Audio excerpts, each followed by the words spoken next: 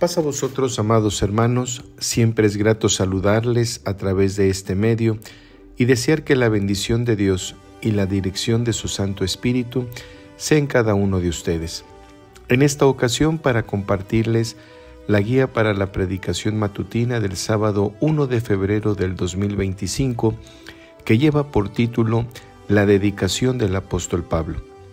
El objetivo que es necesario cumplir es entender cómo fue el llamado del apóstol Pablo e imitarlo en el esfuerzo y su trabajo de vivir y predicar en forma incansable el Evangelio de nuestro Señor Jesucristo para cumplir con la voluntad de Dios. La cita base se ubica en la segunda carta a los Corintios, en el capítulo 11, versículo 27, que refiere: en trabajo y fatiga,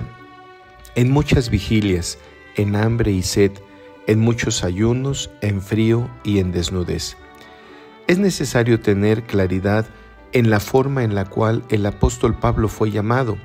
y la manera en que presenta un cambio radical, drástico en su forma de ser, en su forma de proceder, en el pensamiento con el cual se dirigía a Damasco,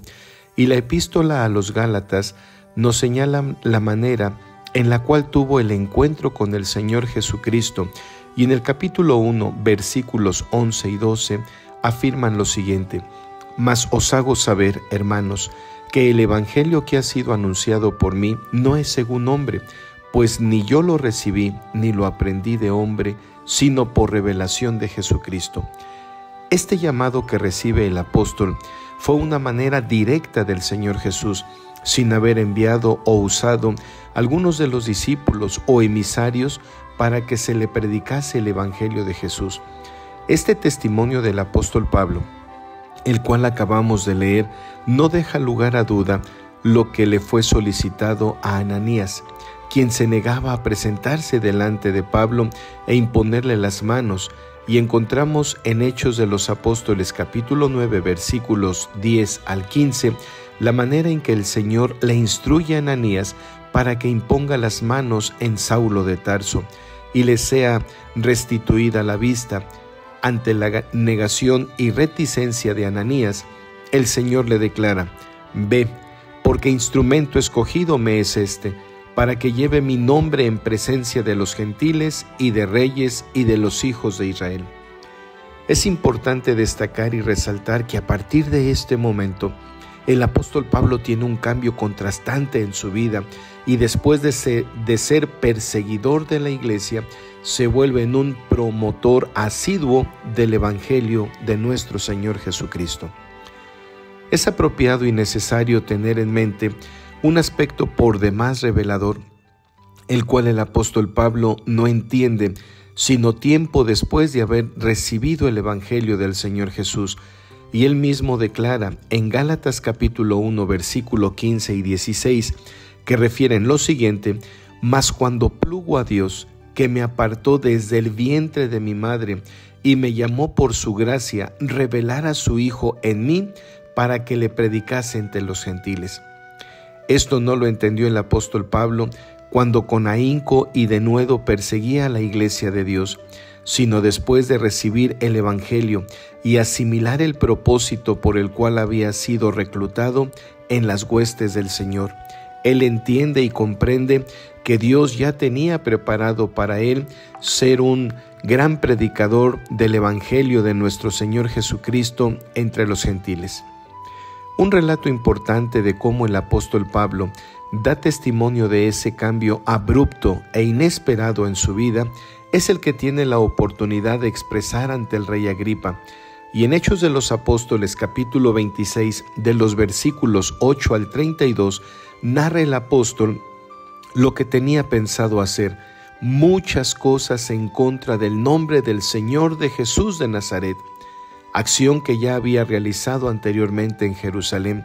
encerrando en la cárcel a muchos de los santos, teniendo potestad de los príncipes de los sacerdotes, y cuando eran privados de la vida, él dio su consentimiento, como lo fue en el caso de Esteban. y explica al rey Agripa que cuando tenía conflagrado su plan de castigar por todas las sinagogas, hacía blasfemar y perseguía a quienes pertenecían a la iglesia de Dios, yendo aún tras ellos en las ciudades extranjeras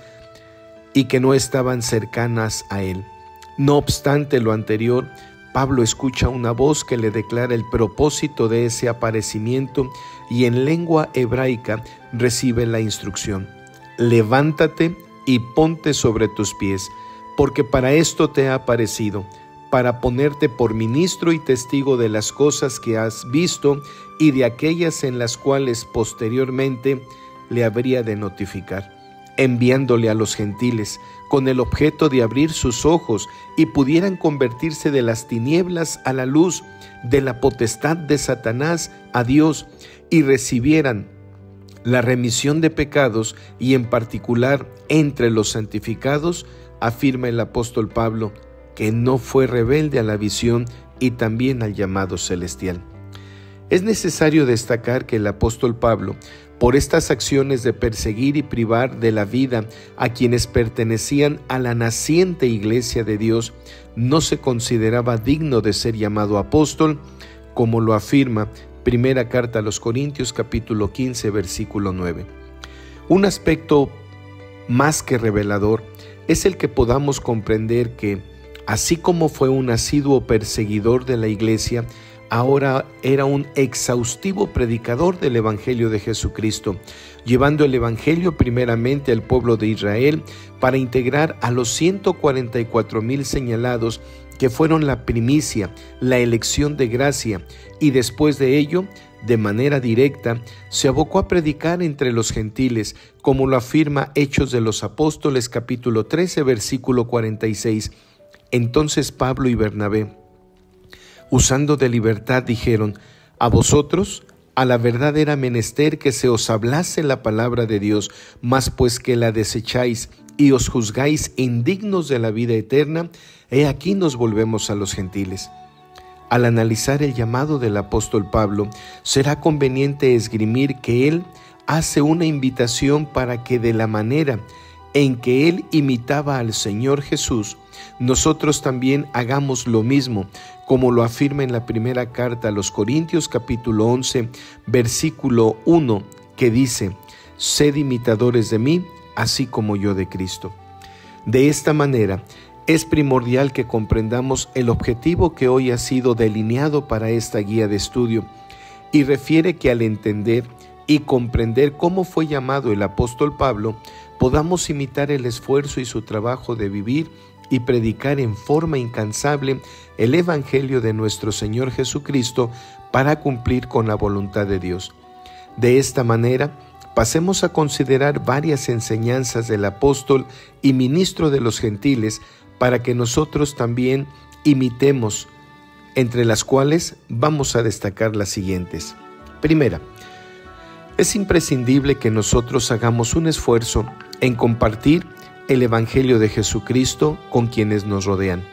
ya que a familiares, amigos, compañeros de trabajo, vecinos, que tengamos presente la manera en que entregamos nuestro cuerpo, nuestro tiempo para aquellos aspectos que al practicarlos no nos deja beneficio alguno, como por ejemplo el pasar bastante tiempo, por no decir varias horas a lo largo del día, en las redes sociales, que así como destinamos suficiente tiempo para este tipo de acciones en nuestro diario vivir, lo hagamos para predicar el mensaje del Evangelio. Y es muy probable que usted considere, piense o esgrima que salimos muy tarde del trabajo, que no tenemos suficiente tiempo en la semana para salir a predicar el Evangelio, que al hacerlo de puerta en puerta no seremos bien recibidos. Sin embargo, no es esa la manera en que debiéramos predicar el Evangelio, sino que una de las formas de evangelizar es por medio de nuestro testimonio, a través de nuestro comportamiento, por nuestra forma de conducirnos ante propios y extraños, ante familiares que saben que asistimos a la iglesia de Dios, pero si usted o yo no tenemos buen testimonio, no nos expresamos como conviene a santos, ¿cómo les evangelizamos? Deberíamos iniciar por tener un cambio en nuestras actitudes diarias para ser dignamente llamados hijos de Dios por el testimonio de que predicamos con nuestra conducta diaria. Es conveniente que nos esforcemos por dar un buen testimonio y quizás usted se justifique pensando que no tiene el don del evangelismo, pero si no lo tiene, ese no sería una limitante. Entonces llame a algún hermano o llame al pastor de la congregación y notifíquele que tiene personas a las cuales desea usted llevarles la palabra de Dios. Pero si usted o yo no tenemos buen testimonio ante ellos, ¿cómo les predicamos?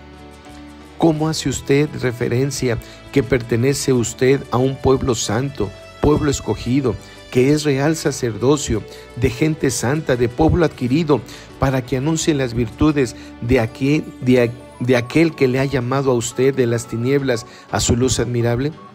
Definitivamente no se puede así. Y es conveniente que medite y meditemos en la enorme responsabilidad que tenemos de predicar el Evangelio. Y esa predicación no es por otras asociaciones religiosas que predican o divulgan un evangelio adulterado o tergiversado, sino es por los miembros de la Iglesia de Dios que tiene que darse a conocer la verdad del evangelio y no de otros. Al respecto, es conveniente analizar y meditar en lo que refiere el apóstol Pablo en la primera carta a los Corintios, capítulo 9, versículo 16. La palabra de Dios dice así: pues bien que anuncio el evangelio, no tengo por qué gloriarme, porque me es impuesta necesidad y ay de mí si no anunciar el evangelio. Es decir, para nosotros es necesario y conveniente que divulguemos, que expresemos las virtudes de quien nos ha llamado de las tinieblas a la luz admirable, y ay de nosotros si no lo hacemos. También meditemos en lo que el apóstol Pablo refiere en el capítulo número 1, versículo 16, donde manifiesta que no se avergüenza del evangelio, porque es potencia, es decir, poder de Dios para salud, para salvación a todo aquel que cree, al judío primeramente y también al griego. Y nosotros debiéramos tener esa misma convicción de no avergonzarnos, de no rechazar lo que hemos recibido de parte de Dios, ese llamado que nos permite transformar nuestra forma de ser, cambiar nuestra forma de pensar, nuestra forma de conducirnos a los demás por la palabra que ha sido recibida en nuestra vida. Hay una recomendación que el apóstol Pablo hace al joven Timoteo y es la que expresa en su segunda epístola, capítulo 1, versículos 7 al 11, donde explica lo siguiente: porque no nos ha dado Dios el espíritu de temor, sino el de fortaleza y de amor y de templanza. Por tanto, no te avergüences del testimonio de nuestro Señor, ni de mí,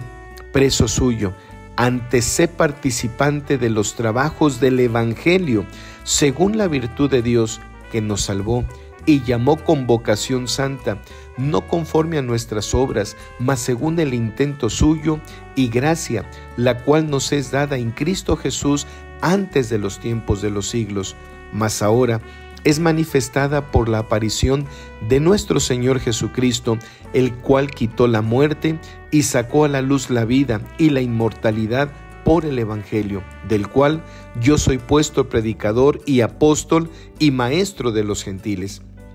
De esta manera nosotros debemos esforzarnos por ser ejemplo de los fieles, en palabra, en conversación, es decir, en conducta, en la manera de comportarnos, en caridad, en espíritu, en fe, en limpieza. De este último aspecto es necesario aclarar que se refiere a la pureza, a la honestidad, a una vida irreprochable, como lo afirma primera epístola a Timoteo, capítulo 4, versículo 12.